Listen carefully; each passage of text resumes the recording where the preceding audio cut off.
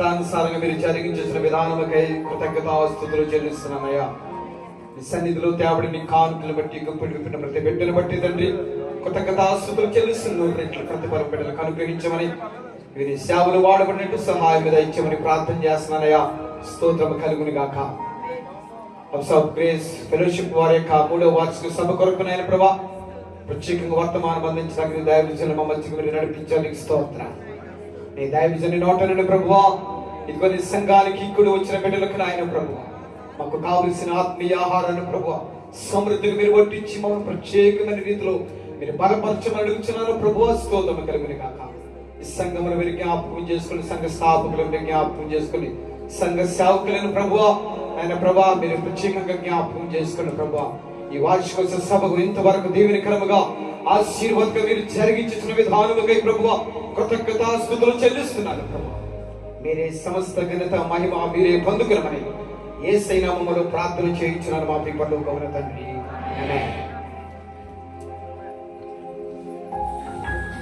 మంచిదండి. ప్రార్థనలో నడిపించినటువంటి దైవజనులు అభిషక్తులు డానియల్ గారికి ప్రభు పేట వందనాలండి. ఈ సమయంలో మనం చాలా ప్రాముఖ్యమైనటువంటి సమయంలోనికి వచ్చాం. దయచేసి వాక్యము చాలా ప్రాముఖ్యమైనది. వాక్యము మనల్ని బ్రతికించేది, మన బాధలలో నెమ్మదిని కలిగించేటువంటిది. మరి మోసే ఇజ్రాయేలీయులకు ఒక బలమైనటువంటి హెచ్చరిక చేస్తాడు. ద్వితీయోపదేశకాండము 28వ అధ్యాయం ప్రారంభపు వచనములోని మీరు దీవించబడాలి, ఆశీర్వదించబడాలి, ఆస్తికర్తలుగా తీర్చిదిద్దబడాలి, మీ జీవితాలు బంగారు భవిష్యత్తుగా మార్చబడాలి అంటే మీరు మీ దేవుడైన యెహోవా మాట ఎలాగన్నారని పెడచోని పెట్టాలా? అనాలోచనతో ఉండాలా? అసమార్థంగా ఉండాలా? లేనిపోని కొల్లు మాటలకి చెవులను శాట్లుగా చేసుకోవాలి కాదు.